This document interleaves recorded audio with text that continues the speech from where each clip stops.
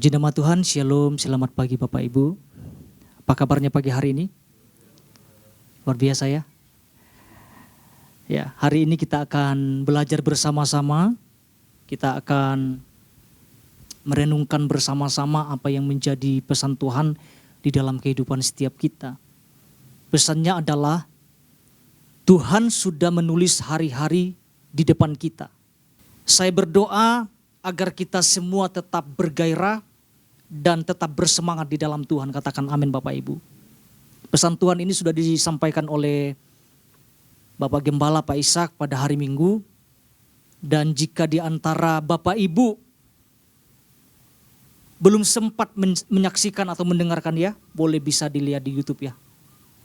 Kita sama-sama belajar, kita sama-sama tangkap apa yang menjadi pesan Tuhannya. Bapak Ibu yang terkasih di dalam nama Tuhan Yesus, kalau kita perhatikan di bagian inti pesan Tuhan, tetapi tidak semua saya bacakan ya Bapak Ibu ya. Kalau kita perhatikan, ini yang Tuhan sampaikan atau yang Tuhan mau nyatakan kepada setiap kita. Dikatakan ketika Ia menciptakan manusia, Ia menciptakannya dengan caranya yang dahsyat dan ajaib. Ia ciptakan berikut dengan satu persatu rencananya atas setiap manusia tersebut. Dan semua rencananya yang dahsyat atas satu persatunya kita tersebut telah Ia tulis dalam sebuah kitab. Dari kata sefer ya, buku atau akte atau kitab hukum. Tentunya berbeda dengan buku harian yang berisi kegiatan-kegiatan yang kita lakukan di dalam satu hari. Dan berbeda pula dengan buku biografi atau buku riwayat hidup seseorang yang berisi catatan perjalanan atau catatan peristiwa-peristiwa yang pernah dialami oleh seseorang. Di mana semua yang tertulis adalah hal-hal yang sudah dijalani. Ini yang Tuhan tekankan, namun kitab yang ditulis oleh Tuhan untuk setiap masing-masing kita ini berisi hari-hari yang akan kita jalani sebelum semuanya terjadi. Dan hari-hari yang akan dibentuk itu, ini yang Tuhan katakan dahsyat. Jadi apa yang Tuhan telah tulis dalam bukunya tentang perjalanan hidup kita, itu pasti akan tergenapi, katakan amin Bapak Ibu. Itu pasti akan tergenapi. Asalkan gini, asalkan kita tetap berada dalam rencana yang Tuhan telah buat di dalam kehidupan setiap kita. Artinya tidak keluar dari apa yang Tuhan sudah rancangkan di dalam kehidupan setiap kita. Tentunya hidup kita masing-masing ya Bapak Ibu ya. Pak Ishak sampaikan satu hal kemarin ya. Ini sebagai dasar atau sebagai kunci yang harus kita renungkan hari lepas hari di dalam kehidupan setiap kita. Poin ini yang Pak Ishak sampaikan kemarin. Jangan menjauh dan menyimpang. Berjalanlah melekat dengan sang penulis naskah hidup kita. Poin ini kita harus renungkan bersama-sama Bapak Ibu. Sebagai dasar kita. Agar apa? Agar hidup kita berjalan sesuai apa yang Tuhan telah tuliskan terhadap kehidupan kita masing-masing. Saya mendorong setiap kita agar benar-benar merenungkan ini. Nah, kita mau lihat firman Tuhannya Bapak Ibu menjadi dasarnya. Mazmur pasal 139 ayat 16. Puji Tuhan. Demikian firman Tuhan, matamu melihat selagi aku bakal anak. Dan dalam kitabmu semuanya tertulis dari hari-hari yang akan dibentuk. Sebelum ada satupun daripadanya. Saya ulangi sekali lagi Bapak Ibu ya. Matamu melihat selagi aku bakal anak. Dan dalam kitabmu semuanya tertulis hari-hari yang akan dibentuk. Sebelum ada satupun daripadanya. Pak Ishak sudah jabarkan ini ya pada hari Minggu. Kalau kita perhatikan Bapak Ibu, ayat ini adalah ungkapan doa dan juga ucapan syukur dari hati Daud. Tentang apa? Kita mau lihat sama-sama tentang apa nih? Tentang segala karya Tuhan atas hidupnya. Jadi bagi Daud itu Tuhan itu segala-galanya dalam hidupnya. Kalau kita melihat berdasarkan perikop ini, bagaimana Daud memuliakan Tuhan lewat ungkapan-ungkapan doa, ucapan syukur yang dinaikkan.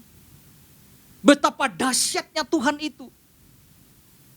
Kalau kita perhatikan di ayat 16, matamu melihat selagi aku bakal anak dan dalam kitabmu semua tertulis hari-hari yang akan dibentuk. Sebelum ada satupun daripadanya. Bapak Ibu kalau kita perhatikan di ayat 13 sampai 14, ini yang Daud sampaikan. Sebab engkaulah yang membentuk buah pinggangku, menenun aku dalam kandungan ibuku. Ayat 14, dia awali kata ini. Aku, apa yang Daud katakan? Bersyukur kepadamu. Kenapa Daud bersyukur? Atas semua karya Tuhan dalam hidupnya. Atas penyertaan Tuhan. Atas semua rancangan Tuhan di dalam kehidupannya. Selanjutnya dikatakan oleh kejadianku dahsyat dan ajaib. Ajaib apa yang kau buat dan jiwaku benar-benar menyadarinya. Jadi begitu jelas. Daud mengatakan, aku bersyukur kepadamu. Kepada Tuhan. Tuhan itu terlalu dahsyat, terlalu baik. Kalau kita perhatikan, Alkitab mengatakan sungguh dahsyat dan ajaib. Kita tahu Daud adalah pribadi yang berkenan di mata Tuhan. Daud adalah pribadi yang suka mendekat sama Tuhan. Selalu nyari Tuhan. Itu yang Daud lakukan. Makanya Tuhan kasih pesan ini kepada setiap kita. Supaya kita memahami bahwa Tuhan sudah menuliskan semua tentang kehidupan setiap kita. Jauh sebelumnya. Pertanyaannya gini Bapak Ibu. Apa yang membuat Daud bisa menjadi seorang yang demikian luar biasa? Bahkan dikatakan Daud itu yang orang yang berkenan di mata Tuhan. Nah pagi hari ini kita akan belajar dua hal Bapak Ibu. Kita sama-sama renungkan ya. Kita akan melihat bersama-sama, kita akan merenungkan ini bersama-sama. Yang pertama adalah ikuti dan selaraskan setiap apa yang Tuhan sudah tuliskan atau tetapkan tentang hidup kita. Ikuti dan selaraskan setiap apa yang Tuhan sudah tuliskan atau tetapkan tentang hidup kita. Kata kunci yang saya mau sampaikan di sini adalah ikuti dan selaraskan. Karena Alkitab katakan jelas di ayat 16, dan dalam kitabmu semua tertulis hari-hari yang akan dibentuk sebelum ada satupun daripadanya. Artinya jauh sebelumnya. Atau dari sejak awal, dari embrio Tuhan sudah menuliskannya. Tuhan sudah merancangkannya terlebih dahulu. Kehidupan yang akan kita jalani. Atau hari-hari yang akan kita jalani sampai akhir hidup kita. Sesuai apa? Sesuai dengan tujuan si penulis naskahnya, yaitu Tuhan sendiri. Kalau boleh saya renungkan Bapak Ibu, tugas kita sebenarnya sangat ringan dan mudah. Tugas kita tinggal ikuti dan selaraskan. Jadi bukan Tuhan yang mengikuti, bukan Tuhan yang menyelaraskan. Ya, tetapi kitalah yang mengikuti. Kitalah yang menyelaraskan hidup kita kepada apa yang Tuhan sudah catat di dalam kehidupan setiap kita. Jangan terbalik Bapak Ibu. Jangan terbalik apa yang Tuhan sudah rancang di dalam kehidupan setiap kita. Makanya dalam sebuah drama ya kemarin Pak Ishak sampaikan juga ya. Si pemain itu harus mengikuti apa yang dituliskan oleh si pembuat naskah, betul gak? Bagaimana kalau tidak diikut? Udah dijelaskan hari Minggu, kacau. Pasti arahnya tidak sesuai. Nah kita mau belajar dari kehidupan Daud Bapak Ibu. Apa yang Daud lakukan. Dan bagaimana caranya agar kita bisa mengikuti dan menyelaraskannya. Kita lihat Mazmur 139 ayat 2, puji Tuhan. Ini yang menjadi dasar poin pertama. Firman Tuhan mengatakan seperti ini Bapak Ibu. Engkau mengetahui kalau aku duduk atau berdiri. Engkau mengerti pikiranku dari jauh. Kalau kita perhatikan ayat ini Bapak Ibu, ada kata engkau mengetahui. Pertanyaannya gini Bapak Ibu, kira-kira apa saja yang Tuhan ketahui tentang hidup kita? Apakah sebatas apa yang Daud ungkapkan dalam ayat ini? Atau tidak? Rasanya kan tidak kan, betul ya? Karena kalau kita lihat ungkapan-ungkapan Daud yang lainnya, ada begitu banyak. Tidak sebatas kalau aku duduk atau berdiri. Tidak sebatas itu. Jadi kata engkau mengetahui ini menunjukkan tentang kehebatan Tuhan. Ini yang harus kita renungkan. Engkau mengetahui menunjukkan tentang ketidakterbatasan Allah dalam hidup Daud. Dalam hidup setiap kita. Saya mau sampaikan bahwa Allah yang kita sembah bukan Allah yang terbatas. Artinya sungguh-sungguh Tuhan sangat mengetahui kehidupan kita seluruhnya, seutuhnya. Dari awal sampai akhir hidup kita. Karena Tuhan pencipta, betul ya? Karena Tuhan adalah pemilik kehidupan ini. Itulah hebatnya Tuhan kita Bapak Ibu. Dalam keadaan apapun Tuhan sudah mencatat itu. Tinggal kita ikuti, tinggal kita selaraskan. Pertanyaannya kita mau enggak gitu. Kita mau enggak mengikuti apa yang Tuhan sudah buat dalam kehidupan setiap kita. Kita mau enggak menyelaraskan hidup kita. Sesuai dengan apa yang Tuhan sudah catat di dalam kehidupan setiap kita. Jadi 3 hal ini yang kita mau lakukan Bapak Ibu. Bagian A gini, izinkan Tuhan menguasai hidup kita sepenuhnya. Alasannya karena gini, karena Tuhan mengetahui hidup kita. Alkitab mengatakan ayat kedua, waktu kita duduk ataupun waktu kita berdiri. Tuhan sangat tahu. Kalau dia tahu, kalau dia maha tahu, jangan diragukan. Ayo mulai ambil waktu, kita mulai lihat kehidupan kita kembali. Apakah selaras? Apakah kita mengikuti? Jangan sampai kita mengatakan tidak ada caranya. Alkitab sudah memberikan banyak cara di dalam kehidupan setiap kita. Bahkan Tuhan tegaskan melalui pesannya dalam minggu ini. Tuhan sudah mencatat hari-hari kita ke depan. Tuhan bilang gitu. Jadi mari izinkan Tuhan menguasai hidup kita. Karena dia maha tahu. Daud dengan secara terbuka menyampaikan ini kepada Tuhan. Yang kedua adalah terus berjalan dalam ketaatan. Mau dituntun Roh Kudus. Itu bagian B-nya ya. Ada ayat firman Tuhan, bagaimana aku menjauhi rohmu. Artinya Daud begitu intim. Begitu rindu untuk terus berjalan dalam ketaatan. Dalam tuntunan Roh Kudus. Yang ketiga, tidak menjauh dari Tuhan. Sekalipun dalam situasi yang sulit. Jangan menjauh Bapak Ibu. Kita sama-sama belajar. Jangan coba-coba menjauh dari Tuhan. Dampaknya sangat besar. Kita akan semakin jauh kepada tujuan Tuhan. Jadi tugas kita adalah belajar, mengikuti, dan menyelaraskan. Bukan Tuhan yang menyelaraskan. Tetapi kita yang mengikuti dan juga menyelaraskan hidup kita. Yang kedua. Poin yang kedua yang kita sama-sama pelajari adalah minta Tuhan menuntun hidup kita setiap waktu. Minta Tuhan menuntun hidup kita setiap waktu. Atau hari lepas hari. Apa tujuannya?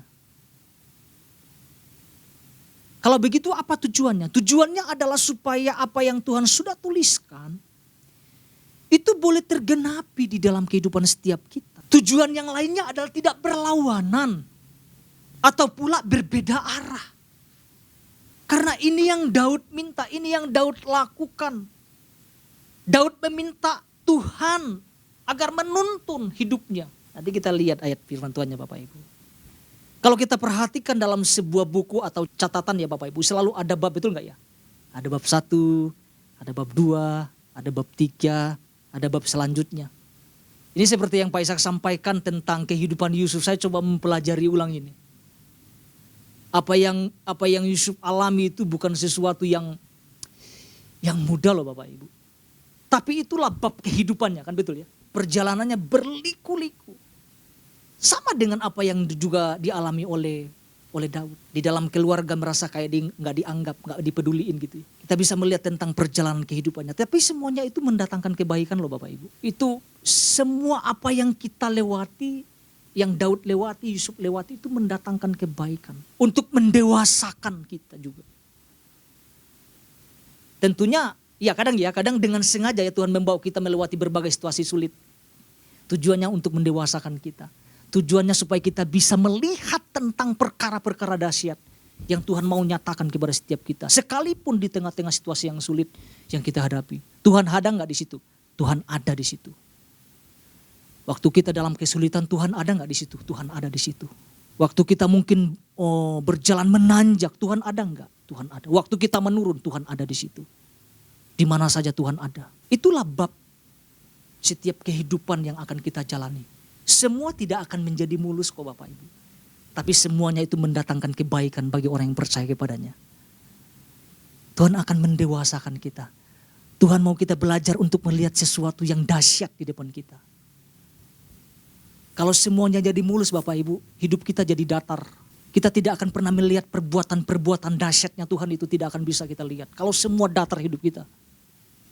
Tapi kalau Tuhan sampai izinkan kita ada di bawah, itulah proses supaya kita bisa melihat tentang sesuatu yang besar yang Tuhan sedang kerjakan di dalam kehidupan setiap kita.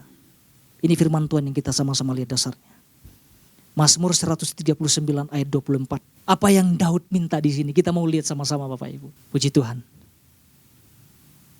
Lihatlah apakah jalanku serong. Ini yang saya mau tekankan bagian terakhirnya. Dan tuntunlah aku di jalan yang kekal. Apa yang Daud minta di sini? Perhatikan di bagian akhirnya Bapak Ibu. Tuntunlah aku. Pertanyaannya, mengapa Daud meminta hal tersebut? Apa tujuannya? Tujuannya adalah supaya Daud tidak berjalan serong. Ataupun menyimpang dari jalan yang sudah Tuhan tetapkan dalam hidupnya. Ini dengan kesadaran yang penuh loh Bapak Ibu. Daud meminta tuntunan Tuhan. Dikatakan tuntunlah aku.